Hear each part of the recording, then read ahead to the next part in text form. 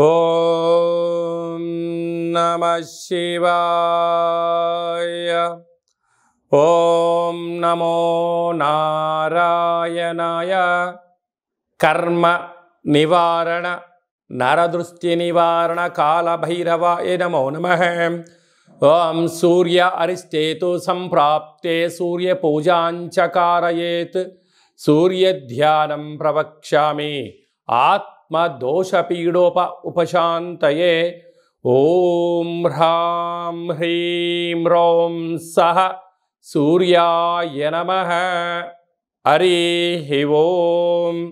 మా ఛానల్కి స్వాగతం. చూస్తున్న వీక్షకులకు ప్రేక్షకులకు ప్రియ కాళభైరవ భగవద్బంధులకి స్వాగతం పలుకుతూ మమ్మల్ని ఎంతగానో ఆదరిస్తూ ఉండబడినటువంటి ప్రియ సోదర సోదరీమణుల అందరిపైనను ఆరోగ్యకారకుడైనటువంటి సూర్య భగవానుడి యొక్క ఆశీస్సులను కోరుకుంటూ మిథున రాశిలో ఏడాది తర్వాత రవి భగవానుడు సంచారం అవ్వడం వలన 15/6/2024 నుండి 16/7/2024 వరకు ఏడాది తర్వాత మిథున రాశిలో రవి సంచారం చేయనప్పుడు అందరికీ నిండు నూరేళ్ల ఆయురారోగ్యాలను, అనారోగ్యం లేకుండా, పితృదోషాలు లేకుండా, ఆత్మస్థైర్యంతో అన్నింటా విజయం కలిగించేటువంటి మన అన్ని గ్రహాలలో అన్ని రాశులలో అందరికీ ఎలా ఉండబోతుందో ఈ వీడియోలో సవివరంగా సంపూర్ణంగా తెలుసుకుందాం.